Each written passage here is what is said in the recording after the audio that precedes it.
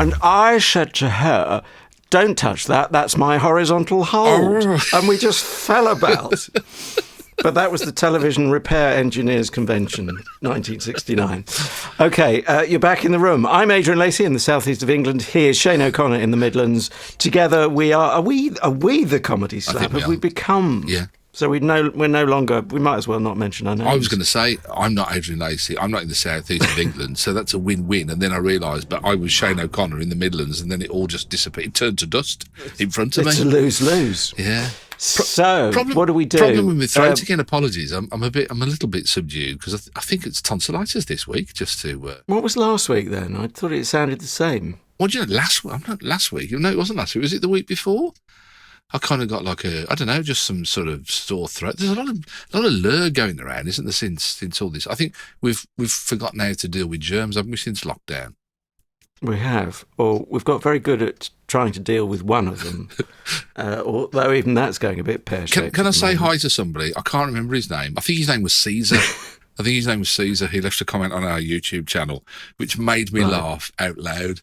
Is it Caesar the Geezer? I don't think so. Because he was kind of saying, he said, he basically, his point was that we knew nothing about comedy because we couldn't. He's got a point. Because we couldn't pronounce Richard Ayoade's name correctly.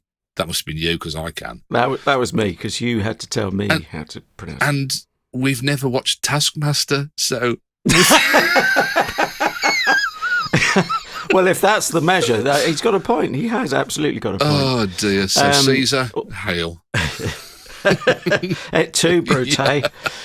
Get you in your meats and shoes. We're going to get to some comedy news in a mo. Quick reiteration or iteration, if this is your first Comedy Slab, of how the show works. We take a different comedy each week, be it TV, radio, internet, podcast, etc., etc., and we put it on the notional slab of comedy, wherein we prod it about, we listen to it, watch it as appropriate, hopefully a couple of times. The first time as a civilian, the second time with our pointy heads on.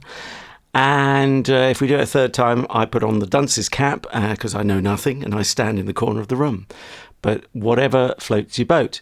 Then we see what we make of it. If there's any common ground, if there's an overlap in our Venn diagram of comedy appreciation. Very often there isn't. At the end of the show, we each give it a mark out of 5. You can play along at home or on the move, wherever you are.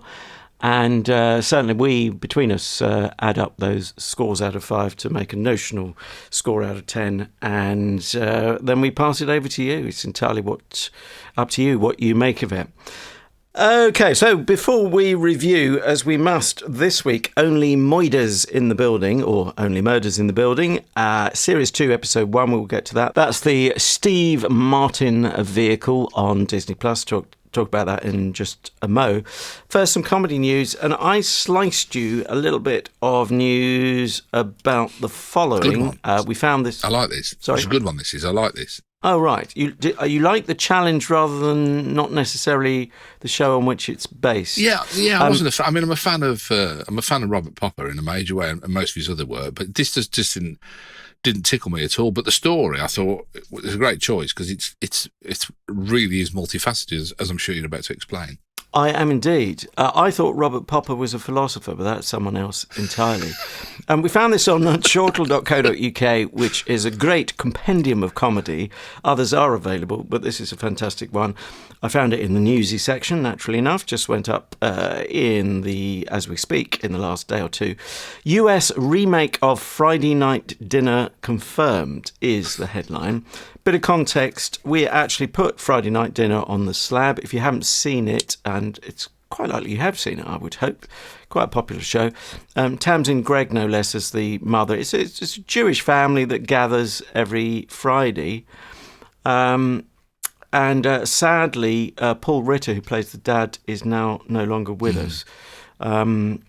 That's rather tragic. But the show goes on, and the show is going transatlantic. Now, I posed the question before we get too far in. Guess what? They've changed the name for the American version. and it's to be called Dinner with the Parents, which for me has got some sort of resonance with Meet the Fockers or that kind of thing. Is there a show called Meet the Parents as well? Anyway, Dinner with the Parents is what it's going to be called. It will be aired on Amazon's Freevee platform. And we'll get into the weeds of it a bit later on. It's not for the first time they've attempted to take it across the pond. But what was your first feeling about it? And about my question, which is, given the change of title, are they taking the Jewishness out of it? Because it's very much about, a gathering for the Sabbath. I'm not too across all the terms and all of that. But you wouldn't have to be a genius to work out it's a Jewish family, and this is part of the way they work, part of their culture. Well, what do you make of that? Isn't Robert Popper Jewish? I mean, isn't Haberdashers? He's an alumni of Haberdashers Ask Boys School, along with Sacha Baron Cohen, amongst others. Yeah. I think the list of alumni is quite long these days of people who've made it. But yeah, he's Jewish. So he's Jewish, the guy who wrote it.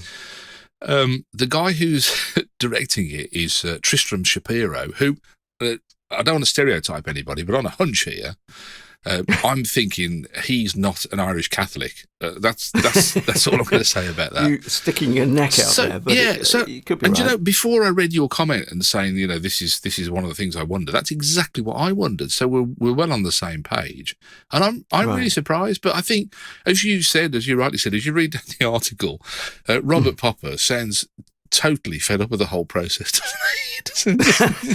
Well, it's that weariness of the highly talented writer who has been there, done that, has been around the block. I mean, anything you get on screen, you can guarantee, unless you're related to the Director General or, the boss of CBS, it can take years to get something on the screen. And there's people who made a livelihood about nearly getting stuff on screen. Yeah. And those who can't make a livelihood at all and have to go out and arguably get what you might call a proper job and either come to terms with it or are deeply frustrated for the rest of their lives. I sympathise with the latter. Well, it was just his quote. He said, every year they sort of attempt it, and then it doesn't happen, and somebody else attempts it. That was his quote to the Radio Times. I mean, obviously, I'm putting the dramatic emphasis in there. You are a lover. You reminded me of the. Do you remember the weary tour guide in the cave in League of Gentlemen? Is it Nobody Died? Have I got the right show? Nobody Died. Yeah, or something. Well, no, that was Steve Coogan in the Day Today, wasn't it? In 1975, I'm confusing two shows. No one died. But yeah, the weary. Yeah, and here we are, and this was a terrible scene. There were bodies everywhere. It was all very mundane, wasn't it, the way it was delivered? But yeah, I'm just surprised, and I'm surprised because I mean, one of the remakes or one of the attempts at the remake by NBC starred Tony Shalhoub, who again I'm gonna have a pound on the fact that he might be a follower of David, but he David Shalhoub. He was the star. He played the title role of Monk, which was a kind of detective who was a little bit on the spectrum. Not to be confused with Monk Fish, who is a creation of the Fast Show. Yes. And, it's a bit disingenuous of the Americans not to look at the guy. You look at Robert Popper's career. And, don't forget he was the guy that commissioned Bo Selector, Black Books, Spaced, Bremner Bird and Fortune when he was a comedy commissioner at Channel 4. Oh, wow. He wrote, conceived and acted in Look Around You with Peter Serafinowicz. He's been script editor on things like The IT Crowd.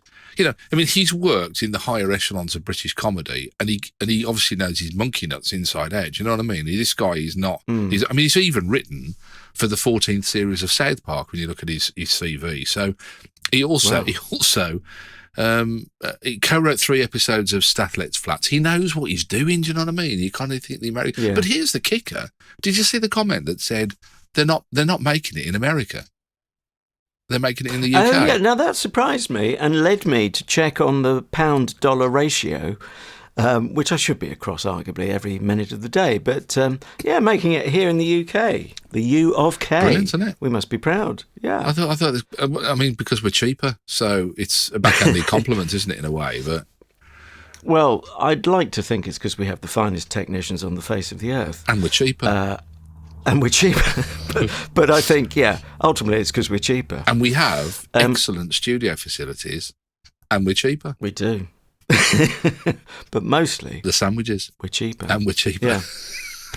Well, anyway, so we'll look out for that. It might bounce back this side of the pond anyway. Obviously, it's got to be. I don't know if I'm assuming perhaps then they'll edit it over here, but they don't. They don't have to. It could be edited anywhere. Someone's got a laptop. They could be sitting on a beach in Hawaii or wherever they want to be. I personally, I don't think it'll get made, but. Do you think it'll be another one? And next year, Mr. Popper will say, yeah, same time. Because they're already starting to try and fiddle with it, aren't they? And I think once you start to do that, you're on a slippery slope. I think really. Yeah, no fiddling, or you end up on the slope. Just for your information, it's Karl Popper is the philosopher, and he had something about the bucket theory of mind. I was thinking of Nobby Plopper, who on the working men's club circuit used to come on just after the stripper. Did he? Yeah, but I got my wires crossed completely. So sorry, Nobby, so if you're easily listening. Done, isn't it? Yeah. Yes. They did, was he the one with the bucket tinsel bugs on his nipples? No, just him and a bucket. And which is I think this is why they call him Nobby Plopper. I don't know. I'm not sure. I'm not sure. I think some of these invented shows, offstage shows, could be funnier than the real ones that we get to put on the slab. Next week, we'll do Nobby Plopper. But for now, I think it's time to move right along. Standing room only at the back of the bus, please. For Only Murders in the Building. Now, to set the scene, how did I hear about this? It was because I was reading an article in the trade journal, Broadcast magazine, and I'm a bit of a sucker. Whenever I read about, it used to be the same with recording albums. If I saw a show where, years ago, it was on the Whistle Test, if anyone can remember that far back, Google it, friends. I saw Meat Is Murder being made, that was the Smiths, and I had to buy the album. It wouldn't have mattered, it could have been anything, actually. It could have been Dollar making an album, and then I might have ended up with a Dollar album. But so there was a background sort of making of, behind the scenes with Only Murders in the Building, and I was immediately intrigued, not least because of Steve Martin, but also the title, which I sort of referred to last week. It's just that the grammar of Only Murders in the Building. But if you heard me set the homework last week, you'll know that actually I got my hunches correct on this one. Did I not? You did, yeah. Because they only investigate murders in the building. Can I just say, just back to that behind the scenes, the what's it thing, the making of. I've still got it somewhere, a VHS of making of Thriller. And there's a point at which Michael Jackson's in full, or halfway through transitioning into the werewolf, and he's supposed to look at the sky, and John Landis says to him, Michael, you're in severe pain here. You're feeling really, you don't know what's going on. You're looking at yourself. Your hands are all hairy, and you don't know what's going on. And looking, and you cry out with anguish. And on the video, on the pop video, he goes, Wah! But when they show it on the making, he goes, I'm guessing they might have revoiced it if indeed we hear that. I think they had to. So they don't always work. That was my thoughts. Okay, there is a moral there. I knew there'd be something. Lessons for life on the Comedy Slab. So before the first of two audio clips, I've got to ask you, it is incumbent upon me in the formula that is the Comedy Slab to ask you if you had any sort of expectations or otherwise when I set this as the homework. Well, no, it was the grammar was the thing that slayed me, because I'd not heard of it, and I thought he did what he wants to do. The what now? Only Murders in the Building. What was the middle of it? What's this? I didn't. And I kept. It's one of those you keep saying to yourself, don't you? Go, Only Murders in the Building. Only murders. Only murders in the building. In the building. Only murders in. Only murders in the building. And I still couldn't get to the bottom. I still to this day don't know what it's all about. But yeah, so nothing. There was a blank sheet, Adrian. Okay. Well, there could be a follow-up series, Only Lifts in the Building. And heaven knows, there's one or two references to lifts anyway. I was going to say to you, my mind was a complete blank as I approached this, but then I think you'd be surprised if I said anything other than that. So, hello. I could have been mean, but as you know, it's not in my nature. So it is a Moida mystery comedy drama, I think would be the genre, but we hope to lean on the comedy rather than the drama. You'll see what you make of it, obviously. So we're into Series 2, Episode 1, which is called Persons of Interest. The setup in Series 1, I have to confess, I did dabble in Series 1, Episode 1. Don't cut me off from the Comedy Slab fortune as a result of confessing to that. But the nice thing about it, from our point of view, is it starts with them finding out they all like the same true crime podcast. It's three people who live in the same apartment block in New York. And lo and behold, they get dragged into trying to solve a murder in Series 1, Episode 1. So I'm not giving anything away, or am I, about the second series, Episode 1. And they are, guess what, drawn also into making a podcast about it themselves. So anyway, we join them in a lift, which recalls, actually, Series 1, Episode 1, as does a line from the Martin Short character, who plays theatre impresario Oliver Putnam.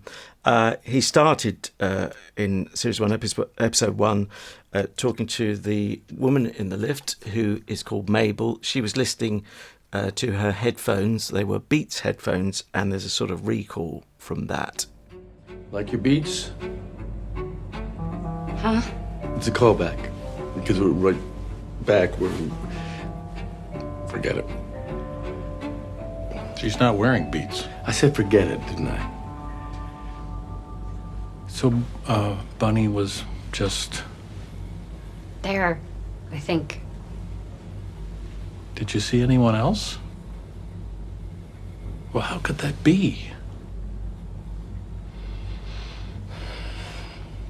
Poor Bunny. I mean, my God, we never got along, but still. Poor Bun Bun.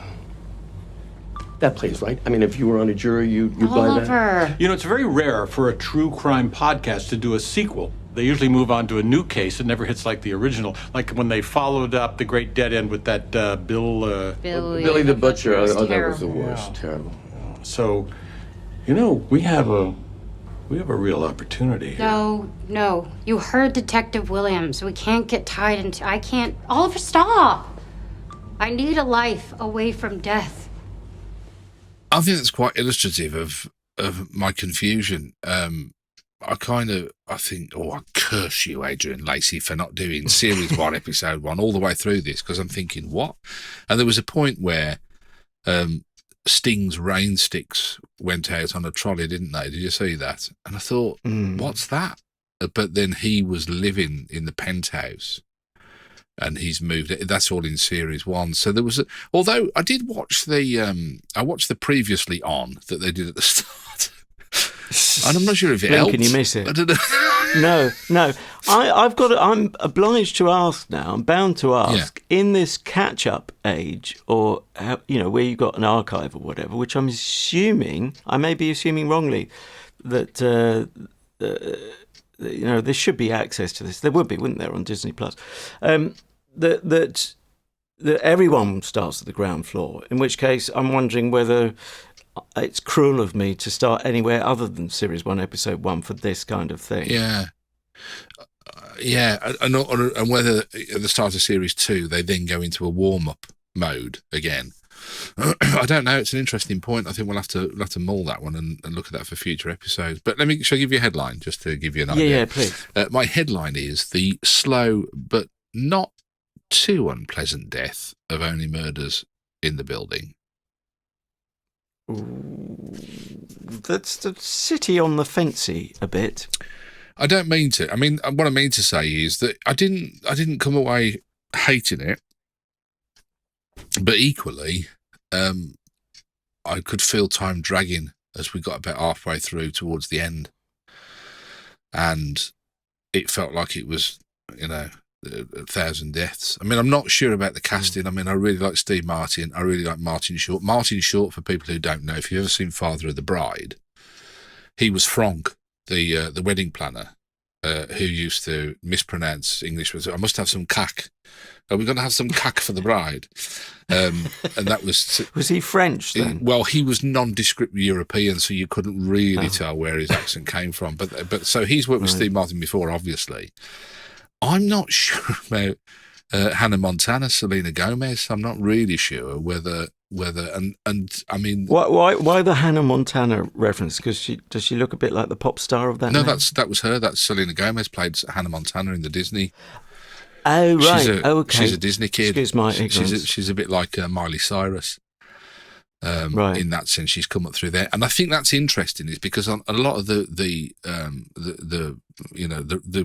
punter reviews, not the professional reviewers, a lot of the punter reviewers were accusing the positive reviewers of being big Selena Gomez fans, and she's got a big fan base kind of thing. So and right. whether that played a part, but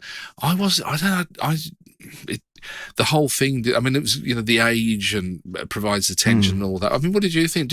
Those three in that triangle, did that work for you, did it? I don't feel I can answer that separately from how I felt about the show as a whole. And I do have the sort of hesitations you have.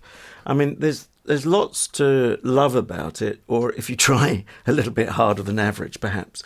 And I would have to say high production values, probably higher, and possibly, no coincidence, I'm guessing the budget might be higher than Series 1. It was like a bloody film, wasn't it? I mean, it was... it had those, that sort of standard, particularly the soundtrack. I loved the quality of the music. You could feel it was sumptuous. And yet, at the heart of it, it almost pulled against the idea of the podcast. Yeah. It's like Hollywood trying to do podcasts which they don't really understand. And yeah, since I've confessed to having seen Series 1, Episode 1, I could say in that one, the camera work felt quite different. But that I think also feeds into this higher production values, higher budget. It felt very claustrophobic. And in an odd way, it didn't feel intentionally claustrophobic. I mean, you could say, oh, no, that's the effect the director wants because of moida and suspense and all of that, and conventions of film noir and whatever else you want to throw into the pot. But this would argue against that in that, right, we've got proper lenses on this time and proper grown-up cameras. I mean, it's not to diss... I don't mean to diss. I'm probably sounding a bit negative Nora on Series 1 on that front. And so it's pulling against this podcast thing, because podcast is sort of there's something liberating about the podcast and the culture of it. But of course, as soon as the smart money moves in, which it did some years ago with Serial, it does tend to strangle the spirit of it. Yeah. And that can be one of the complaints. I mean, I still think now, I mean, I follow I don't know the guy's surname. I only know him as Mike, the Irish guy that does a kind of podcast sort of thing, but he's on YouTube called that chapter, I think it's called. And he's just a one-man band, and he's awesome. I think he's really, I really enjoy his more than I would high production values. They don't matter as much nowadays, do they? These kind of things, but. I always thought that was filmmaking for country yokels, film noir. But I've terrible! I've got the wrong end of the stick. Kindly leave the stage. I've got. This is going to sound really bad now. You're either going to be with me or you're going to be at my throat, one or the other. But I've got a bit of an issue with Steve Martin. Well, no, I don't think I'm going to be at your throat, but we might not necessarily have the same issue. I'm a bit saddened that he seems to have lost. But I'm not the first person to say it, and I hate to say it about comedian, but that something like the comedy edge feels like the urgency's gone. But you could say that comes with maturity. Is that the kind of angle you're coming at? He started his career with, I don't know if you've ever seen any of his films, The Jerk. And which is Dr. Fur? Is that the man with two? No, brains? that's the man with two brains with Kathleen Turner. Oh, that's got one of my. That is a when he classic, carries Kathleen, she's horrible, isn't she, Kathleen Turner? And he carries her across the threshold, and he's got a housekeeper and her husband are waiting to greet them, and she looks at them and she says, "Who are those assholes?" And he went, "No, it's pronounced azaleas." And points to the plants behind her. But he was doing Dead Men Don't Wear Play, The Jerk, The Man with Two Brains. And then he went off, and I thought Roxanne was a bit of a wet lettuce. He's like Parenthood and I saw that. Yeah. Father of the Bride, Cheaper by the Dozen. Came back a little bit with Planes, Trains and Automobiles with John Candy. I think that's worth a mention as well. And Dirty Rotten Scoundrels with Michael Caine. But he kind of, I don't know, he's gone down the family film route, hasn't he? And I feel like he's wasted his comedy currency on things that he shouldn't have bought. For a moment, I had a flashback to the late and lamented Robin Williams, who, when he was on screen, could be so treacly, sickly, smarmy, mainstream. We've discussed this the other week. I don't mean that of itself as a term of abuse, far from it. But, when you've seen an incendiary performer like Robin Williams do stand-up, and, Steve Martin with his Happy Feet, if you've ever seen that sort of routine, that shtick from, what was that, early 80s? And his roots are in the 60s. And, look, he's earned his place and he can do whatever he wants. It's his life, of course. And I will give a plug to Steve Martin's masterclass on comedy. Yes, anyone I've seen that. interested in that good. should check that out. And he's very humble. He says, it's a visual gag, but I'll explain it. He says early on, comedians won't be around forever, will they? And he points at himself. I know I haven't got it word for word. Effectively admitting, I'm not at the early stages of my career. He's got other values and priorities and wanted to try this, and hats off to him for doing that.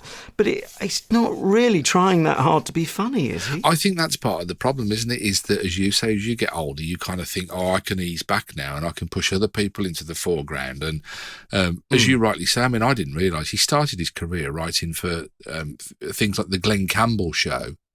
And the Dick, late 60s, and the Dick Van Dyke Show on American TV, and Sonny and Cher, those kind of light entertainment sort of programs. Well, so he started in the mainstream world. So he shouldn't be shocked. And this is purely. I know I'm the problem. He's not. But the problem is, I've told you for years. You see something that he does. I think The Jerk is one of the finest comedy movies. For me, it's up there with Warren Mitchell in The Chain.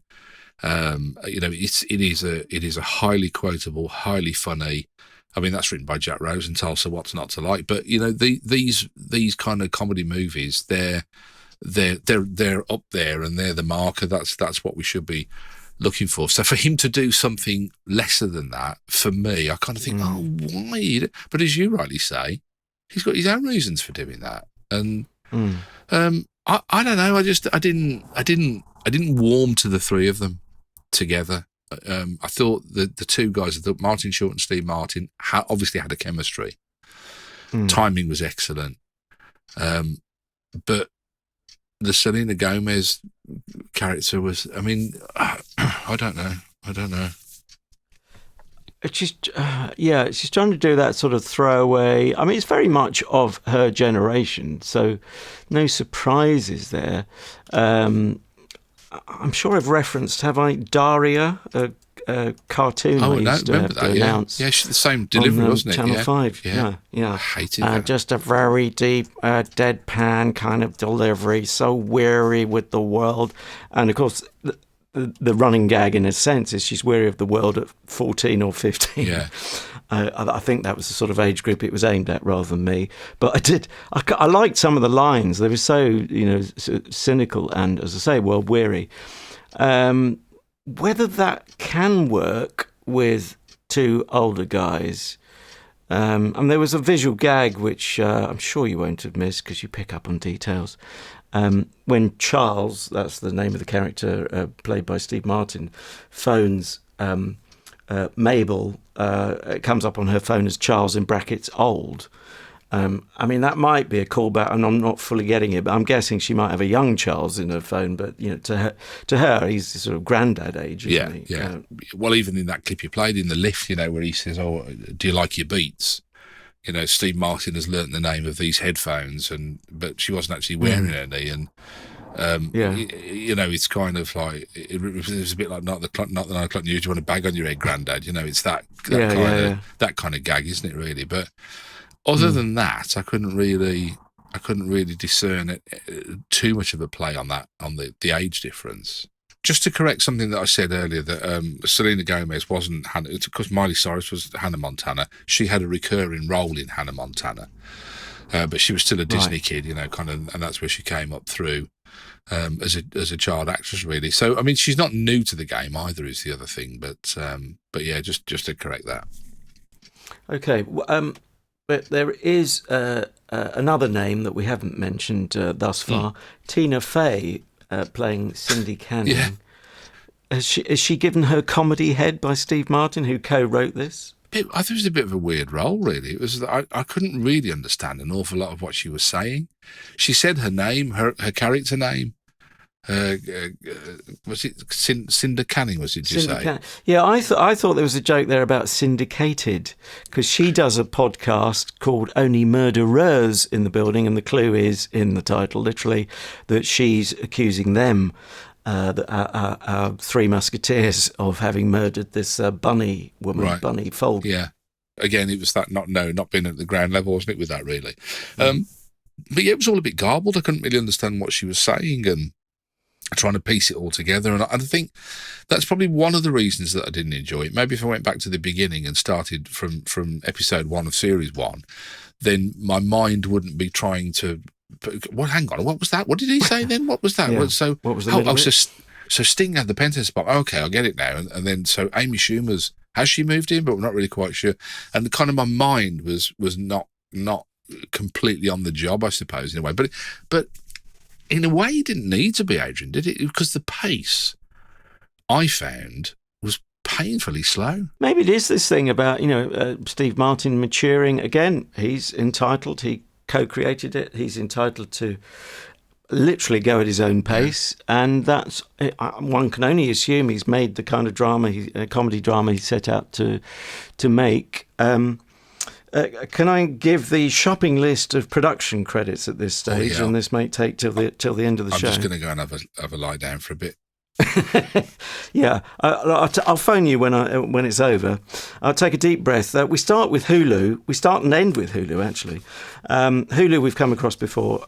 I might touch on some of these, but then again I might not, depending on how deep we want to go into these waters. So Hulu, Rhode Island Productions, Another Hoffman Story Productions, 40 Share, 20th Television, not 20th Century Television, and Hulu Originals. Like I say, we start and end with Hulu. I almost want to score those out of 5, but how did I do on the credits? Well, here's the thing. You mentioned Hulu, which is very big in America, isn't it? Big streaming platform in America. This, apparently, I read somewhere that this was their most watched comedy premiere. So it's been big business for them, no question. But it does make me want to coin another phrase. Maybe I should set up a production company called Too Many Cooks. Yeah. Do you think they've all been at the table saying, no, I think it should go this way. No, we need a young kid. No, we need an older profile. ABC ones, well, that sort of... I do wonder whether that whole thing was a reference because Steve Martin's character had been in a TV programme some years before, and he meets with Brazos. Yeah, Brazos, which is apparently is one of the rivers that runs through. I think he was born in Texas, Steve Martin, but it's Brazos is one of the rivers that runs through the state. Yeah, and I think he kind of, I don't know whether that was a dig at the production companies. They get him in and go, "Oh, we're going to make it, but you're going to be Uncle Brazos." Yeah, because and then we're going to have Brazos will be this young woman or whatever, and. Well, I doubt it was a dig at this particular production, but it might be, the story of the last 5 or 10 years of his life, or even more potentially. Yeah. I mean, even a big name can they have their own tales, don't they? Sadly, of rejection. I mean, I remember Joan Rivers. There was a fantastic documentary of her when she was a mere 77, and she said, "I'm 77, I still get rejected." Yeah. And it's happening all the time. That's the business, isn't it? Yeah. I mean, I do wonder, like the figures for the premiere. It'd be interesting to see the viewing figures. I didn't catch hold of those, but it'd be interesting to see whether people, as in some of the reviews that I read on IMDb and places like that, said. I watched the bad reviews. This is a lot of them. I mean, it was 8s, 9s, and 10s for a lot of people. But the not so high ones were saying things like, "Oh, I saw Steve Martin was in it, so I sat down to watch it." And of course that has a pull in itself, doesn't it? So it does. Although, as we've discussed, in effect, it carries its own risk, doesn't it? If you're expecting The Jerk of Volume 2, you might just be cruelly disappointed. Shall we have our second and final audio clip? And it references. I mean, there's a variety of places I could have taken our second clip from, of course, as ever. But I thought I'd take us to the art gallery, and there's a lesbian subtext, is there not? If I'm not greatly mistaken, is it Cara Delevingne, the model? Yeah. Who is the art dealer called Alice. She doesn't get a surname, I don't think. And she's invited Mabel along. So that's the Selena Gomez character, of course.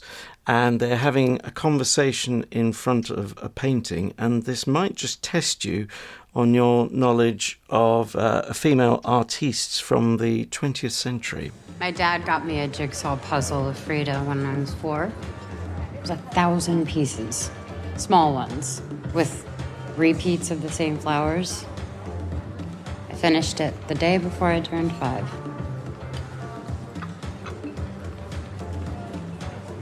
Sorry, there's just something very compelling about you. Thank you, but you don't really know anything about me. Well, I know 4 things. I know some people are calling you Bloody Mabel.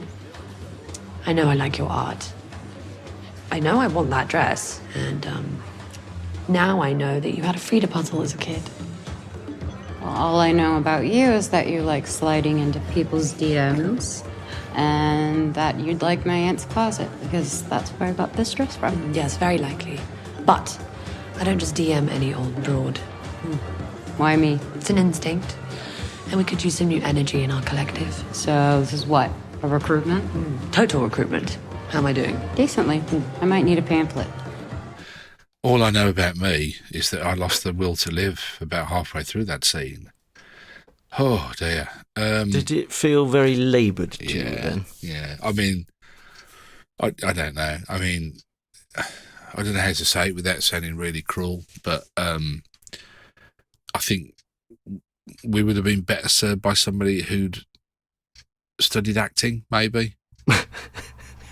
Does that just sounds Do you know that the believability didn't worry me, but it just felt, well, it reminded me actually a credibility problem with the direction of the story. Did you believe a 5-year-old could sort a 1,000-piece puzzle, or was that the joke that she was pretending to try and impress? It's difficult to tell, isn't it? But yeah, I mean, I thought that having a 4-year-old in the house, who, don't get me wrong, he's a bright lad, but he was experimenting with sticking things up his sister's nose this week as to see. I shouldn't laugh. To see what would happen. She didn't. Quite serious. She certainly didn't. No, she was not amused. But yeah, I mean, they're working on a different kind of level, aren't they? Really, and he loves. Don't get me wrong, he loves jigsaws. He's got a big Peppa Pig one that he does, and They both do together, and he can do 4 at once. So he does, 4 jigsaws. They're different. He knows from the colours, and he's kind of a bright lad. He does seem to be. Thankfully, he follows his mother. But I did struggle with it really. I thought, oh dear, everybody's. The trouble is, I felt in that scene it highlighted this trend for everybody to be windswept and interesting, and right. Immediately I'm turned off from that because life ain't like that, is it really? Or just because we're not interesting doesn't mean everyone else isn't. No, maybe not. Maybe I'm just moving in the wrong circles. I don't know. Maybe. Were you recalling the fact, was that a callback that I missed to the episode title, which is Persons of Interest?